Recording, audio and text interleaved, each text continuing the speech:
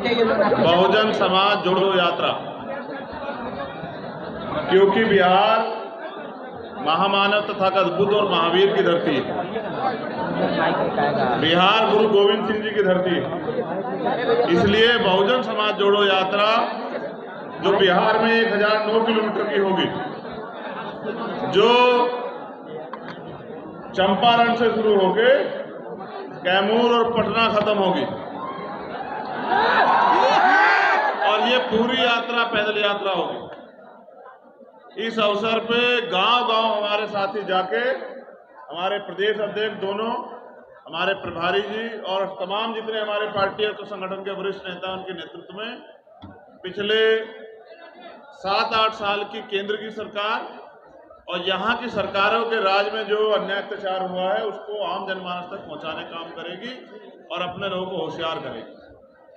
क्योंकि ये लोकतांत्रिक देश है और इस देश में आज भी हमें तमाम तरह की बुनियादी सुविधाओं के लिए मजबूर होना पड़ता है। मैंने बिहार की बाढ़ भी देखी और मैंने बिहार के तमाम तरह के अन्याय भी देखे, और रोज यहाँ अन्याय अत्याचार, हत्या, बलात्कार जारी रहते हैं। तो मैं समझता हूँ कि अब हमें एक जाति से नहीं, टूटे हुए बहुजन समाज में भाईचारा पैदा करके, और जो वर्तमान के हालात जिसमें जाति का जनगणना होनी चाहिए, जिसमें जिसकी इतनी संख्या भारी, उस हिसाब से हिस्सेदारी के हिसाब से जो है 100% आरक्षण लागू होना चाहिए।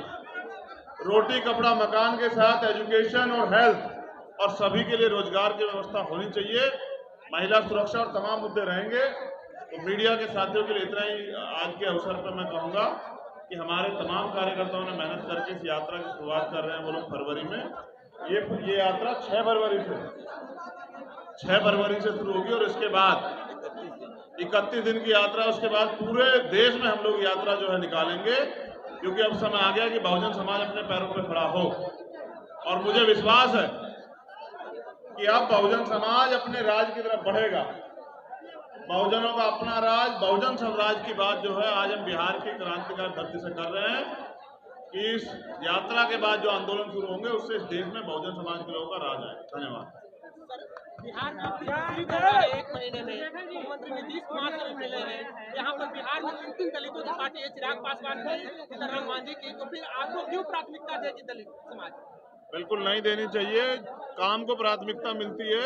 मैं समझता हूँ कि हमारा काम, हमारी पहचान, ये जो लोग यहाँ बैठे हैं ये अपने आप तय करेंगे कि वो किसको प्राथमिकता देने वाले हैं, क्योंकि वो जानते हैं कि अगर कहीं भी अन्याय होता है तो भीम आर्मी और आजाद समाज पार्टी खड़ी हुई थी। बाकी लोग अपने निजी स्वार्थों में घर बैठे रहते हैं। यहाँ भी दलितों की खाल खींची जा रही है, और जिन नेताओं की बात, जिन पार्टियों की आप कर रहे हैं, उनसे पूछे कभी उनका दुख पूछा भी है क्या? तो मेरी किसी से शिकायत नहीं है। मेरी शिकायत अपने लोगों से है कि वो अपने पैरों पर खड़े हो जाएं और अब कुछ पूंछ बनने का काम खत्म करें और शासक बनने के लिए मेहनत करना काम शुरू करें। ईबीसी आरक्षण को लेकर के मैंने कल ही अपनी बात रखी।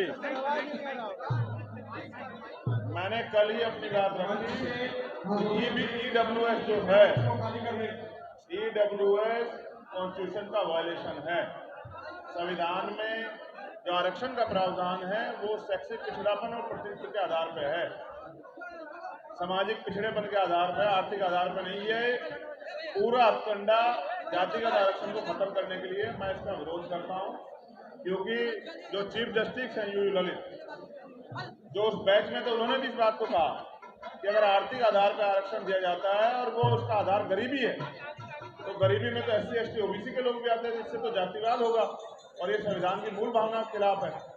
तो मैं चीफ जस्टिस की बात का समर्थन करते हुए कहता हूं कि वो जो पूरा फैसला है वो जाति की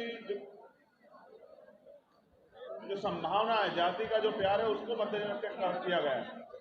क्योंकि SC, ST, OBC का कोई जज उनमें नहीं है, सब स्वर्ण जाति के जज हैं। तो मुझे उम्मीद नहीं कि जब तक all India judicial service commission नहीं बनेगा, कोलिजियम सिस्टम रहेगा, तो हमारे हित में सुप्रीम कोर्ट, हाई कोर्ट से फैसले होंगे। मुख्यमंत्री नीतीश, बिहार के मुख्यमंत्री नीतीश जिससे मिले थे सर, उस फोटो वायरल भी हुआ था, क्या मिलने का उद्देश्य था सर? इंदिरा साहनी लोकतंत्र में मिलना तो मुझे लगता है कि अपराध नहीं है। उन्हें मुख्यमंत्री बने, बस मैंने उनको बधाई दी कि अब उनकी सरकार में कम से कम जो है बहुजन समाज के लोगों के साथ अन्याय ना हो। क्या सर जब सर इंदिरा साहनी केस में 9 जजमेंट जो था 9 जज आके फैसला दिए थे कि जो कैप 50% का कैप लगा वो कैप खत्म हो गई, खत्म हो गया। बधाई हो पूरे बिहार को और पूरे देश के बहुजन समाज के लोगों को। अब 52% ओबीसी को अपने लिए 52% आरक्षण की मांग करनी चाहिए और दलित जाति का जनगणना होगी तभी तो पता लगेगा। मेरा सवाल ये है सर कि उससे ज्यादा बेंच प्रेफर करना चाहिए ना कि 5 जज सुप्रीम कोर्ट, मैंने कहा कल भी मैंने कहा कि 5 स्वर्ण जजों ने तय किया कि स्वर्ण जाति के लोगों को EWS मिलना चाहिए, नहीं मिलना चाहिए। 3 ने माना कि मिलना चाहिए, 2 ने कहा इसमें SC ST OBC को भी रख लो, मिलना तो चाहिए। इसका मतलब जहां विविधता नहीं होगी, डाइवर्सिटी नहीं होगी, वहां से हमारे एकदम फैसले नहीं होंगे। जज के खिलाफ कोई आंदोलन करेंगे आप लोग? मैं कह रहा हूं ना कि इसकी चाबी है सत्ता, उसी के लिए तो आज मैं यहाँ आया हूँ। जस्टिस पार्टी वाला सर वो खुद कह रहे हैं कि बाबा साहब जो 10 साल के लिए रिजर्वेशन वो मैं उनको बहुत ज्यादा अकलमंद आदमी नहीं समझता। वो कोलोजन की वजह से जज बने हैं। ये वही है जिनके ऊपर महाभियोग लगने वाला, जिन्होंने अपने ऑर्डर में लिखा था कि आरक्षण और करप्शन ने देश बर्बाद कर दिया। जिनको ये नहीं पता कि आरक्षण 10 साल के लिए है, मैं तो चाहता हूं कि उनकी दोबारा से जांच हो, उनकी डिग्री भी सही है नहीं है। रिजर्वेशन के जो सब खिलाफ थे उसके बाद भी रिजर्वेशन के सपोर्ट में बयान जब अपनी जाति के लोगों के समर्थन की बात आती है तो जाति का दम बाहर आ जाता है, इस वजह से सर जब 10% उन लोगों को मिल सकता है तो क्या 52% वालों को आरक्षण मिलना चाहिए कि नहीं मिलना चाहिए? 52% अपने पैरों पे खड़े होने का प्रयास करें, उनको मिल जाएगा। ये लोकतांत्रिक देश है। चंद्रशेखर जी, बिहार में इस बार जो आपको एक यूथ आइकन के रूप में देखते हैं और आप सीधे 2 साल के बाद बिहार में आते हैं, ऐसा क्यों सर? मैंने बिहार के लोगों को समय दिया, मैं बिहार से बहुत प्यार करता हूँ। सर आप पिछली विधानसभा में आए थे पिछला सर। जवाब तो सुनो, पहले सुन लो। पत्रकारिता की तैयारी तो कर लो, अभी तुम्हारा कोर्स पूरा नहीं हुआ।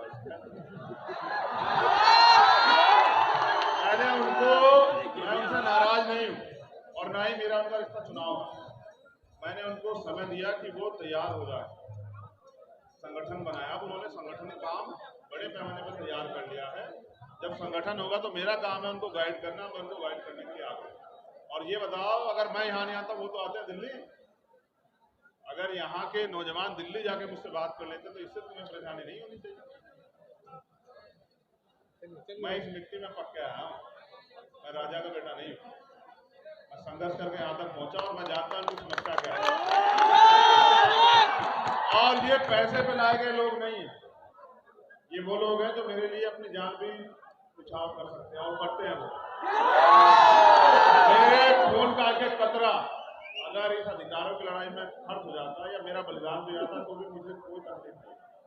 मेरा काम है पूरे देश में सोए हुए बहुजन समाज को जागरूक करूं। आज नेता घर से निकलने लगे, ये भीम आर्मी की देन है। आज अगर दलितों के मुद्दों पे, पिछड़ों के मुद्दे के, आदिवासियों के मुद्दों पे चर्चा होती है, मुकदमे दर्ज होते हैं, भीम आर्मी की देन है। और ये उनकी देन है जो ना घर देखते, ना बाढ़ देखते, ना धूप देखते, ना दिन देखते, ना रात देखते, ना बारिश देखते, ना साधन देखते, और जो आज भी हजारों की संख्या में जेल काट रहे हैं। दम है भीम आर्मी का और मैं इनकी वजह से हूँ। और मुझे गर्व है कि मैं इनमें से एक हूँ जो वहां सामने बैठे हैं और मैं इनमें इनके जैसा ही रह के लड़ाई को आगे बढ़ाऊंगा। चिंता मत करो। धन्यवाद। अब मुझे मेरे लोगों से